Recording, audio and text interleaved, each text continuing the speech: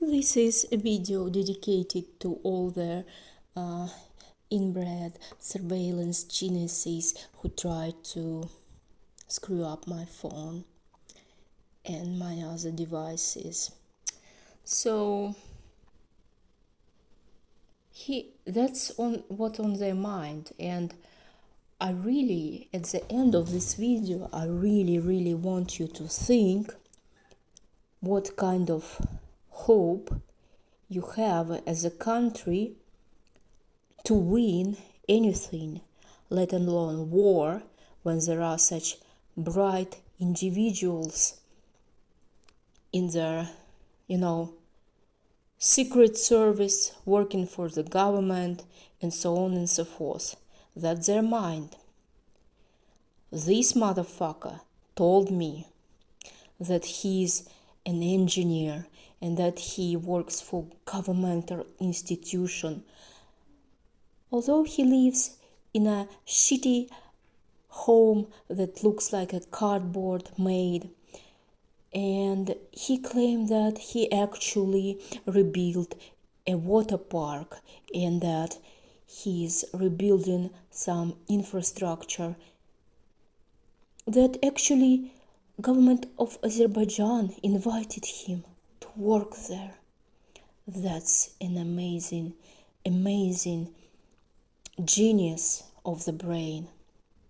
I know they only have 5 Su-57 planes flying. Okay, let's check our notes, and this is according to our military headquarters command for today. In total, since the start of special military operations, the following have been destroyed: 310 aircraft. So, 310. Most of them are not even Ukrainian airplanes. Most of these 310 are actually NATO airplanes. 155 helicopters, 2,134 unmanned aerial vehicles, 378 anti-aircraft missile system, 5,281 tanks and other armored combat vehicles, 858 multiple rocket launcher combat vehicles, 3,443 field artillery and mortar guns, as well as 6,126 units of special military vehicles. Now let's see this. This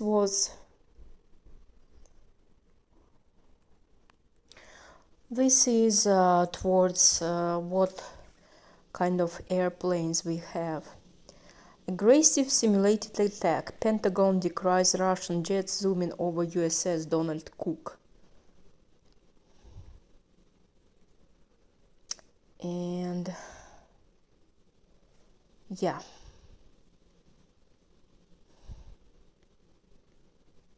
So what happened was, there was the incident involving the pair Russian Su-24 that buzzed the USS Donald Cook. Is simply another indication of Washington's bloated and dangerous military commitments around the globe, says veteran US political commentator Pat Buchanan. These coded names are killing me more than javelins do. This video shows USS Donald Cook sailing into the Black Sea to position itself near Russian territorial waters. On 10 April 2014, the USS Donald Cook entered the waters of the Black Sea, and on 12 April, a Russian Su-24 tactical bomber flew over the vessel, triggering an incident that, according to several media reports, completely demoralized its crew, so much so that the Pentagon issued a protest. The Russian Su-24 then simulated a missile attack against the USS Donald Cook, which was left literally deaf and blind. As if carrying out a training exercise, the Russian aircraft, unarmed, repeated the same maneuver 12 times before flying away. On April 11 and 12, the USS Donald Cook guided missile destroyer experienced several close interactions with Russian Su-24 bomber jets on the Baltic Sea, with Pentagon officials calling the jets' maneuvers, quote, aggressive, quote, unsafe and unprofessional, unquote. The U.S. considers the incident so serious that Secretary of State John Kerry vowed to raise the issue with Russian Foreign Minister Sergei Lavrov. So, also to mock on this incident, Russian side posted some kind of a letter from John to Mary, and it was like he was a sailor commissioned on that USS Donald Cook, and apparently it was an allusion to an American movie, Dear John, only reversed, and there a Navy service guy wrote back home how he was forced to go to rehab after this incident and handed in his papers. Anyways, this letter, where they were basically trolling U.S. military, this letter was spread over Russian internet, where Ukrainians, bots and trolls were talking about how the letter was fake, and because the letter was fake, the whole thing was fake. And they even conducted some training in their naval bases, which was in detail talking about the letter. And the whole letter was just a mockery based on that stupid, dumb, disgusting movie Dear John, where basically American soldier was represented as somebody dumb, and his American girlfriend was represented as some kind of a hooker who couldn't even wait for her man and be alone. And there were the usual set of things, like if you get cancer, you are supposed to sell your house, and even then you are supposed to collect charities just in order to go through treatment to prolong your life for 2 months more. So basically everything about that movie was disgusting, and it had a very low rating also among American people. And apparently they were referring to that movie, Dear John, which Ukrainians, of course, have no clue about because they are geniuses and Sumerians that came from the skies on the golden chariots, and they couldn't comprehend it with their giant gray matter heads, okay? So after this got splattered all over the internet, that Russia has such weapon that can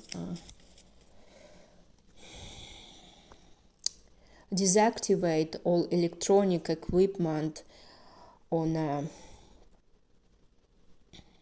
a destroyer vessels and elsewhere.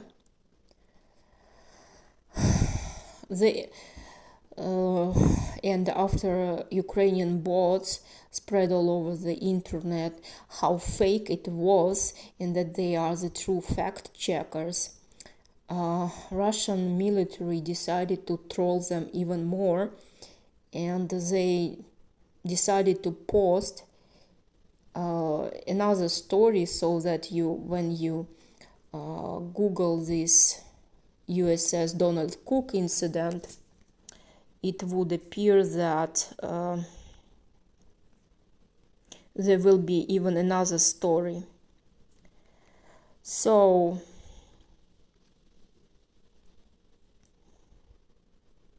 let's read that story. I'm going to read it up to you. This is just a mockery and the trolling, and Ukrainians, they don't even understand that they are being trolled, and they take it really seriously, and they just don't realize what was being done to them. So to even further exacerbate it, the Russian military decided to post this. What really happened? USS Donald Cook. The captain of the USS Donald Cook, DDG-75 URO type destroyer, Ray Mabus, a Frenchman by nationality, a native of Marseille, committed suicide by locking himself in the ballast tank of his ship and deliberately filing their coolant from the primary circuit of a nuclear reactor. The cause of the tragedy was the death of his beloved, a resident of Ukrainian city Odessa, Oksana Koperniuk, better known in the artistic world of the escort service under the pseudonym Juliana. Rain and Juliana met a few years ago when, in April 2014, the ship entered the Black Sea and conducted joint maneuvers with Romanian Navy. Julian was then working at the El Dorado, one of the portside restaurants in Constanza, where Ray met her during a banquet organized by participants in the maneuvers.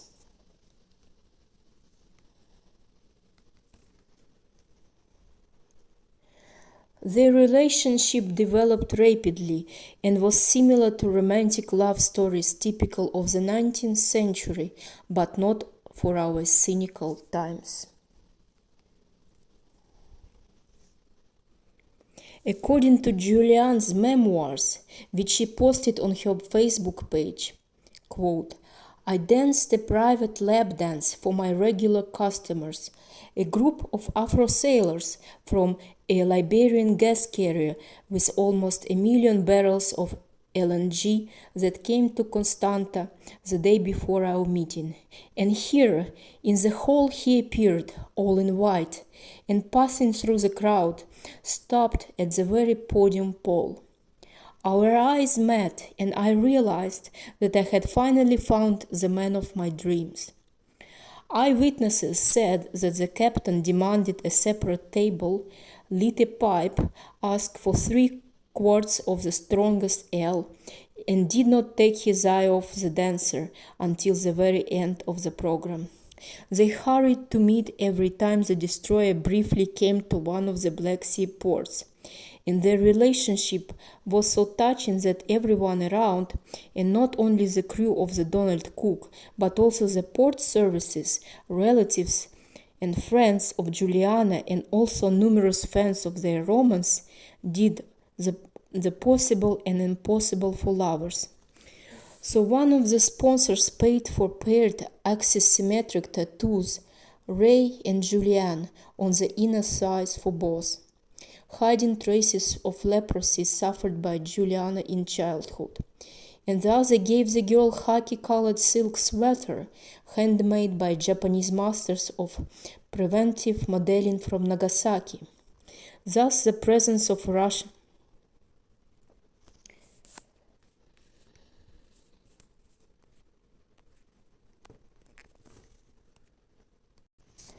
At Ray's insistence, Julian underwent several plastic surgeries, reducing her breasts and enlarging her lips, giving them an additional bright scarlet color, like Tibetan poppies. Even parting and being thousands of kilometers apart, the lovers talked for hours on a satellite phone, on a special wave with a frequency of 404 megahertz, known among professional radio amateurs as the love wave. Alas, happiness was so short-lived. In June, when Juliana arrived in Georgia on a charity tour to raise funds to pay for rehabilitation of Ukrainian soldiers who lost 3 or more limbs and or organs during the battles on the Eastern Front, the local crime boss, known by the nickname of Swallowtail or Frantic, received for being addicted to these clothes, hit her, stabbed her with an auger knife, handicraft made from the spring of the tractor Belarus. The doctors did everything possible, but Juliana's life could not be saved.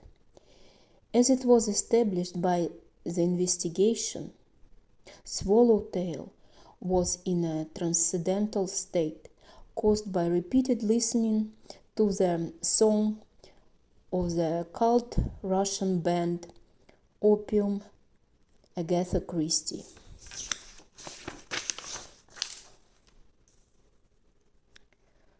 Thus, the presence of Russian trace is clearly visible in this case. Realizing that with the death of Julian, the meaning of his life was lost, Ray followed her, leaving a suicide note. "I must do this, and I believe and hope that no one will condemn me. I cannot forget those brown eyes, and I cannot believe that I will never see them again. My act is a direct challenge to the forces of evil and the last sign for those who understand." So we should all believe that there are still pure and strong feelings in this big world.